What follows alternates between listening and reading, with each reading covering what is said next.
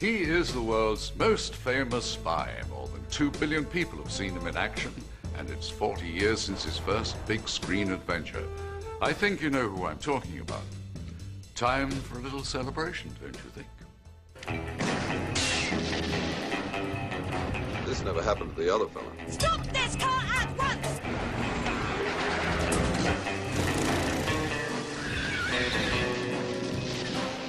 One down, 2 to go. Grow up, 007. Tonight, we are celebrating the life of a man who never did grow up by counting down your 10 best ever Bond moments. And he has definitely had his moments, I can tell you.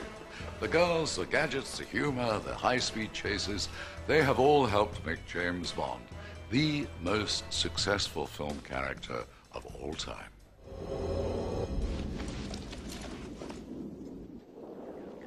Bond has a mixture of intelligence and violence. We like that. Who are you? Bond. James Bond. What of it? I'm just mad about him. Have I ever let you down? I don't care what havoc he wreaks. He's got women on call. You know, he's got a great life. Why wouldn't you want to be James Bond? I think it's every male's fantasy. Stay where you are. With Bond, the hero, turns the wicked woman into something really rather pure and wonderful. My name is Pussy Galore. Oh, I don't know how pure, but... My God, what's Bond doing? I think he's attempting re-entry, sir. He's a gentleman, seems to know how to treat the ladies, and he's dangerous. The thing about Bond is that the expectation of it, just as much as watching the films. I don't ever get disappointed with Bond. Steady. Once you've seen them, they're stuck in your memory banks. Vodka martini? Shaken, not stirred.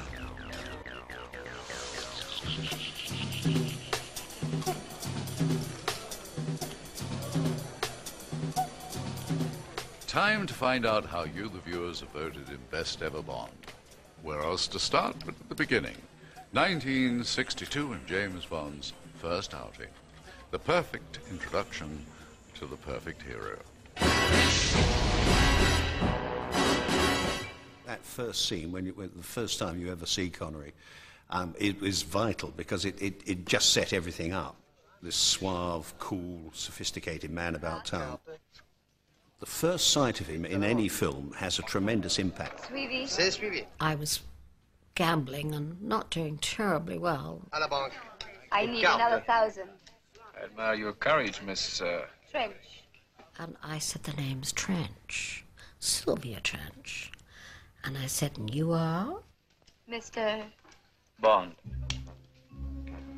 James Bond. Mr. Bond, I suppose you wouldn't care to, raise the limit? I have no objection. It was that toughness he has that gave him that instant appeal. He is mysterious. I think I like the Scots accent. I mean, he's edgy. There's an edge to him. Looks like you're out to get me. It's an idea at that. Almost overnight, his 007 debut transformed Sean Connery from unknown to world star. Sean Connery epitomizes the perfect Bond. He's masculine and he's strong and he's sexy and he's funny and he's everything. He is the coolest man in the world, or I thought so, in 1962 when I sneaked into the Odeon Bury St Edmunds to watch. Originally, they wanted to make the picture with Cary Grant. I went over to Hollywood to meet him. I'd known him for some years. And Cary said, no way, dear boy, I'll do one picture and that's it. Not going to sign for 3-4 films. The producers, Saltzman and Broccoli, saw Sean Connery and just loved the way he moved. They said he moved with a cat-like grace. And so when they got him into the office, they just made him walk up and down, which he really hated. Good evening, sir. Happens to be 3 a.m. When do you sleep, 007? He hadn't really done much film work. And, you know, he was a bodybuilder, really. And they turned him into this suave individual. Interesting. Where were you measured for this, bud? My tailor, Savile Row. That's so. I took Sean to my tailor, and he came and lived with me in France for a few weeks. to learn some of the facts of life. He knew quite a few already, believe me. Look. No hands. Dr. No, it was massive. It made $60 million. And we thought, yeah, we like this. We'll come back and see him again. He's good. Bond. James Bond. Bond. James Bond. By the way, my name is Bond. As quickly as possible. It must be absolutely terrifying to be cast as the new James Bond, and the first time you actually get to say that line. Good morning. My name's Bond. It was part of the deal. I had to be able to say that line and believe it. James Bond. Bond. James Bond. I think it's a bit like saying the to be or not to be speech. It's that kind of weight. My name's Bond. Except less long. James Bond. All the Bonds seem to have found a way of delivering it with a certain magic. Who are you?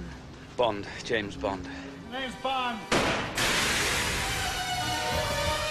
It is one of those lines that has kind of a weightiness to it. But just keep it simple and say the name. James Bond. You must know that there's more to playing James Bond than just glamorous locations and beautiful women. It is a downright dangerous occupation. Yes, it is a jet-set lifestyle, but somehow you're always falling out with people.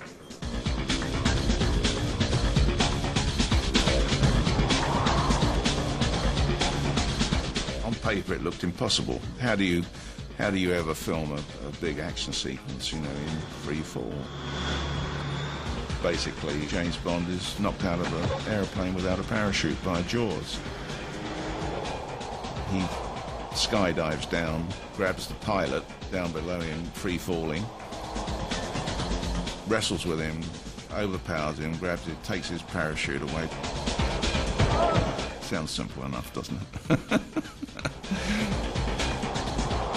Bond films are always renowned for that something special or that new sort of jumping the faith of action scenes or stuntmen and trying to go that extra mile, and they always managed to do that. It was a pretty special thing. I went out and met these skydiving fellows in California who were part of a team, and I sort of showed them what I wanted, and we had some storyboards made up. Michael said basically we want Bond in free fall without a parachute, and we want him to be able to get a parachute off somebody else, and is this possible? So we thought about it for about 30 seconds and said, well, sure, of course it is. And then afterwards we tried to figure out how we're going to do it.